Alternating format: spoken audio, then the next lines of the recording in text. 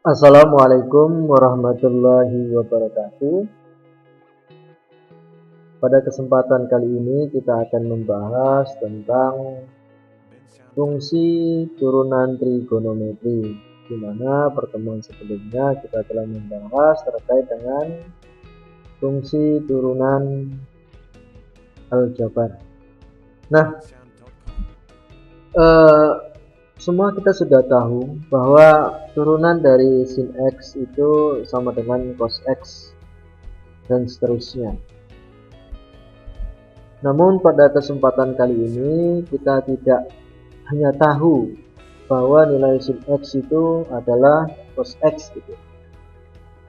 Tetapi kita juga akan membuktikan bagaimana sampai lahirnya nilai cos ini dari nilai sin X. Di sini nanti akan kita bahas poin pertama dan keempat. Nah, kemudian untuk poin selanjutnya Anda untuk dikerjakan itu sebagai tugasnya ya. Baik. Contoh pembuktian untuk permasalahan yang pertama. Nah, kita bergerak dari definisi turunan. Fx sama dengan sin X, maka turunannya sudah pasti ya, turunannya adalah cos X. Tapi dengan definisi ini kita akan mencari nilai dari turunan sin X gitu ya. Nah, di sini juga kita membutuhkan beberapa rumus daripada trigonometri. Nah, rumus-rumus ini sudah tentunya tidak asing bagi kita, apalagi bagi Anda karena sudah dikaji waktu tingkat SMA. Jadi nanti tolong untuk dibuka kembali catatannya atau bisa juga di searching via Google rumus-rumus pada trigonometri. Tentu dengan persoalan berbeda pula nanti pengambilan rumusnya daripada trigonometri. Oke. Nah, di sini kita peroleh karena nilai fx-nya itu sin X, maka fx-nya menjadi sin X tambah H. Ini kita substitusikan pada nilai X-nya ya. Kemudian nilai fx-nya itu sendiri adalah sin X per H. Nah, ini kan penjumlahan sudut pada trigonometri ya, maka kita gunakan poin ini. Jadi saya berganti sin X plus H menjadi sin X cos H, karena juga plus maka plus cos X sin H gitu ya. Jadi ini dia.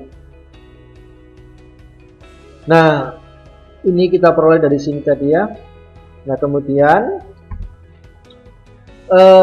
karena di sini ada nilai sin, di sini juga ada nilai sin, saya faktorin. Nah, loh kok muncul tambah Pak? Nah, ini cos X sin H. Jadi penyebutnya H, saya pisahkan aja. Dalam artian ya, nilainya sama ya. Ini dibagi H semua, ini dibagi H. Saya hanya partisi supaya lebih mudah untuk memahami. Jadi sin X-nya keluar, jadi di sini 1. Jadi kalau ini dikalikan sin X ini, sin X kali 1 ini gitu. Tambah ini dia. Gitu ya. Nah, model ini ya, ini muncul model lagi. Cos H min 1. Jadi kalau di sini kita dapat 1 min cos. Nah, terbalik ya, di sini yang negatif itu satunya, di sini yang negatif itu cosnya. Berarti nanti yang di sini muncul negatifnya gitu. Jadi min 2 sin kuadrat setengah X. Saya ganti ya. Saya ganti. Berarti sin min 2 sin setengah H. 2 kali. Karena di sini pangkat 2 gitu ya. Pangkat 2. Tambah cos X sin H per H sama. Nah, ingat dalam trigonometri sin H per H itu nilainya 1 ya. Nilainya 1. Jadi tidak perlu saya tulis ini 1. Nah, kemudian ini juga masih sama ya. Sin X. Nah, Ini min 2 nya ke depan gitu ya. Nah, sin H per H habis 1, tinggal setengahnya. Ini dia. Kemudian sin setengah H, sin setengah H. Oke ya. Dapat ya. Nah, kemudian kita langsung substitusi sebenarnya ini. Ini limitnya udah hilang ya. H menuju 0 berarti hanya menuju 0, hanya ganti dengan 0. Berarti 0 dikali dengan setengah dikali ini habis semua. Hasilnya 0. Jadi ini sisanya cos. Berarti turunan dari sin hasilnya cos gitu ya. Nah, mudah-mudahan bisa ya. Oke, kita masuk ke pembuktian yang kedua. Kita ambil contoh keempat, poin keempat. Buktikan bahwa secant x itu turunannya adalah secant x tangen x gitu ya. Dalam hal ini saya membutuhkan formula dari trigonometri seperti ini ya. Nanti kita akan gunakan ini. Nah, ini adalah definisi daripada turunan. Kemudian kita akan substitusi nilai fx-nya. Maka di sini kita peroleh secant x tambah h, fx-nya secant x per h. Kemudian kita tahu bersama bahwa nilai secant itu sama dengan 1 per cos.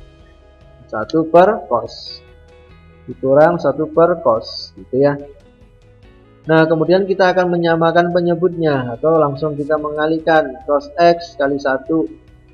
Muncullah cos x. Cos x tambah h kali 1 min jadinya ya. Per penyebutnya ya. Kalikan saja ini ya. Per lagi dengan h. H ini per 1. Jadi kalau kita buat lebih sederhana lagi, tentu 1 per h. Berarti di sini dikali h gitu ya. Nah, ini dia ya. Nah, bentuk ini cos x dikurang cos x tambah h, ini adalah model daripada formula trigonometri gitu. Jadi saya akan mengadopsi formula ini untuk menyelesaikan permasalahan ini. Jadi di sini kita tulis min 2 sin tetap sama a tambah b, berarti a-nya ini, b-nya ini ya. X tambah ya ini x tambah h per 2 sin a kurang b, a-nya x dikurang dalam kurung ya. Dari nilai b-nya x tambah h gitu ya. Ini kita sederhana ini. X tambah x 2x per 2, ini jadinya ya x dikurang x 0, misalnya min dikali h min h per 2 gitu ya. Nah, ingat konsep limit sin. Ingat ya, limit sin ax per b itu hasilnya x-nya hilang, tinggal a per b-nya doang gitu.